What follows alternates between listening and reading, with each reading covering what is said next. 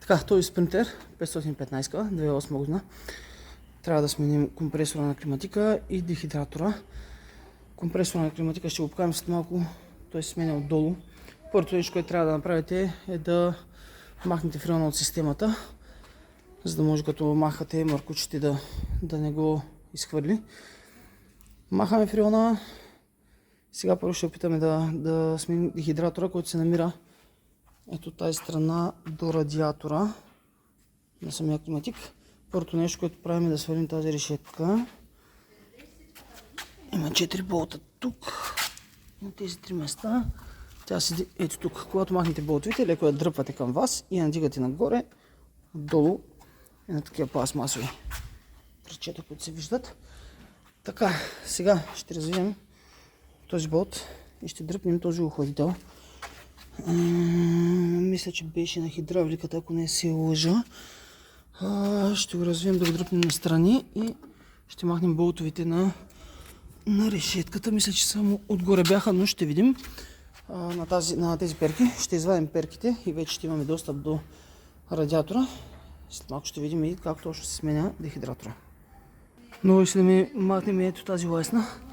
Има 2 болта тук и там. И тук може би е имало, ние всъщност нямахме ето тук на тези уши. Развиваме и дърпаме. Там има такива 2 чопа и излиза, за да можем да стигнем тези болтове отдолу, тъй като перките се хванят с още 2 болта отдолу. Свалихме перките. Тук имаше една букса. Стисваме отстрани 2 чопа. Буксата излиза лесно. 4 болта махнати. Така. Ето дехидратора. Отдолу имаме един болт, който трябва да развием. И тази пластмаса би трябвало да е като щипка. Когато развиете отдолу, дигате леко нагоре и в същото време дърпате навън, за да може тук да не хванем ръба на радиатора. По този начин сваляме стария дехидратор. След това прехвърляме тази пластмасова скоба на новия дехидратор. Слагаме го отдолу. Сега ще покажем и новия. Това представлява новия. Идва с комплект от пластини. Ето, които седят ето тук. Ще ги видим на радиатора, всъщност трябва да се сложат. Тук седи болта. Слага се надолу, завива се. Скобата съответно държи от горния край. И това е по дехидратора. Свалихме дехидратора. Малко трудно излезе, но ще да използваме ето този инструмент, тъй като ключа превъртя. Успяхме да го развием. Ето как изглежда стария. Ето къде са и двата 4 пръстена всъщност. Трябва да видим дали ги има в комплекта. Сменяме ги и слагаме наново новия дехидратор. Затваряме всичко обратно и продължаваме с компресора. Как се сваля компресора? Слизаме под буса.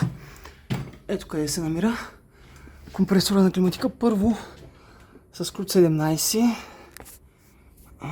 Светлина. Така, с ключ 17 хващаме ето тази част. Така, дръпваме на посока шофьорската част. Така и слагаме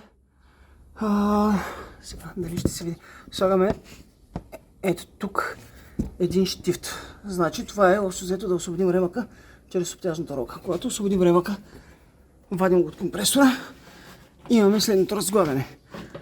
3 болта са тук, ето тук и отзад.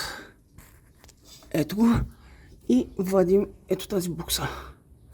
Когато я извадим, полека компресора.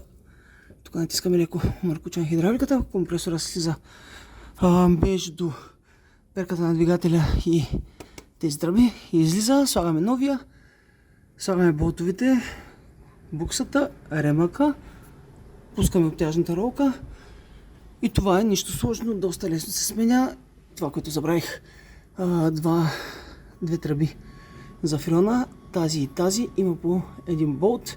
Хубаво е по един пръстен има да се сменят, за да може да не изпуска и отиваме на пълнене.